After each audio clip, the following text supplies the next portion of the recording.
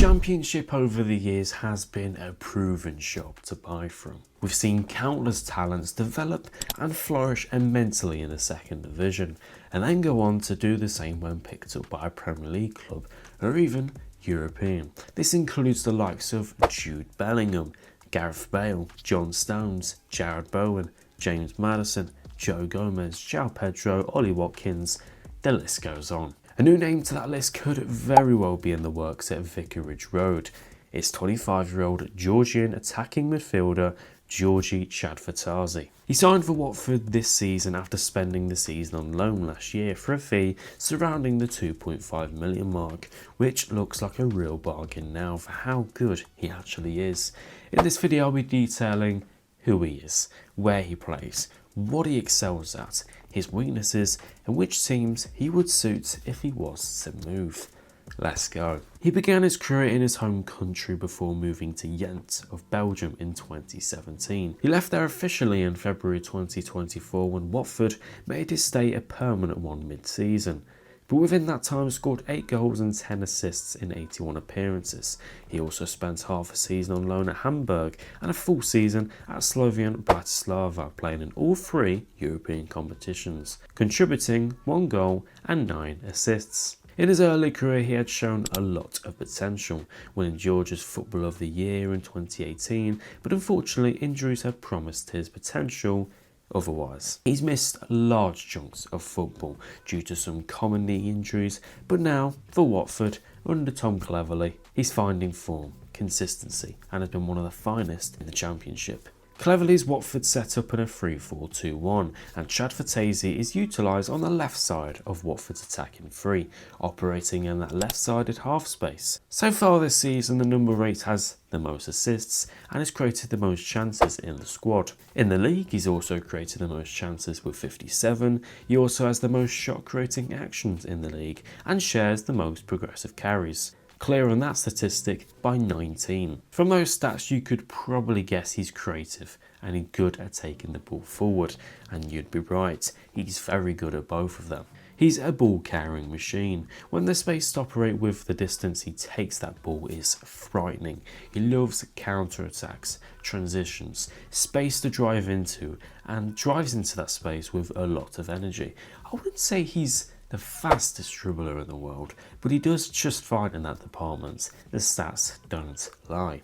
He's ridiculous at beating players and baiting them in. When dribbling with the ball at his feet, he's obviously going forward, but he rides off challenges very well when opponents look to tackle. He's fairly strong, physical, doesn't go down that easily, and is mostly seen with the ball centrally. He enjoys those central spaces more, as he normally picks the ball up in his own half and sets off with a quick and nifty turn past the player. He's very good at keeping the ball and using his body. His strength allows him to put his body into the man looking to tackle, and that agility means he can twist and turn and look to get away from his man.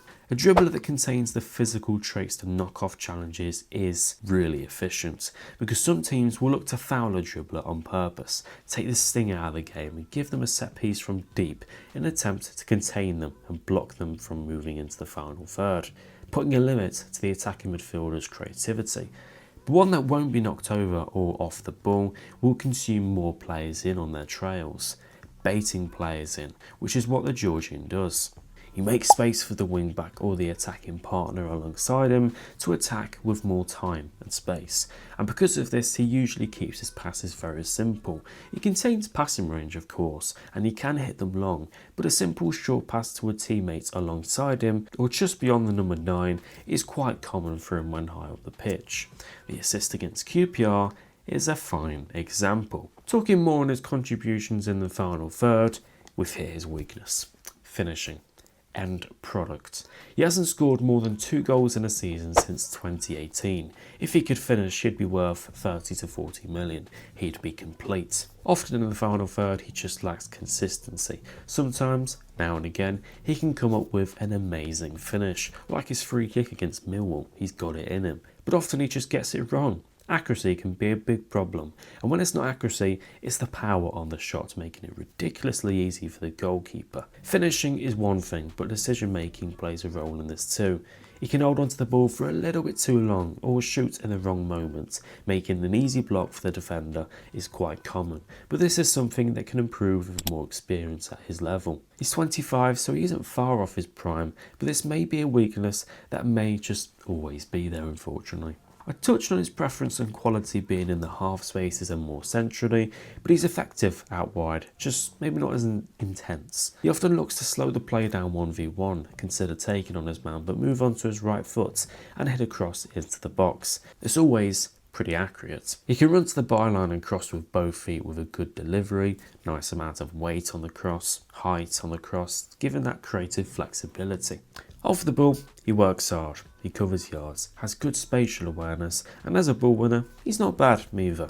This makes him an attractive asset for teams looking to pick him up, knowing they have somebody reliable, shares good positional awareness, and is a highly efficient ball carrier for that team. He would flourish massively for me with better players around him. This leads me to which teams he would suit in the Premier League. He's been linked to Wolves, Everton, and Leicester in the past, but for me, I think he would fit in well at Wolves, Southampton, potentially Palace and Everton. Leicester already have options in this area and need to prioritise defenders. Southampton's new manager has adopted a 3-4-2-1 system similar to Watford's in the past, meaning it's a like-for-like fit, just like Wolves and Palace. Palace, the problem lies with Eze. If Eze goes, then sure, but if Eze's in the same team, it would be forcing him on the right side of the three, really opposing the dynamics. Wolves, when Cunha leaves, it is the perfect fit. My top suggestion for any business Wolves do this year. Everton, I can see the vision of his work rate being maximised to the limit under Sean Dyche. Although he and Dyer are quite similar, it'd still be a good addition. So where do you think Giorgi Chakvetadze should go? Should he stay at Watford for another season or two, or should he make the move to the Premier League? Thank you guys for watching. If you did enjoy this video, make sure to smash a like and subscribe to the channel, and I'll see you guys next time.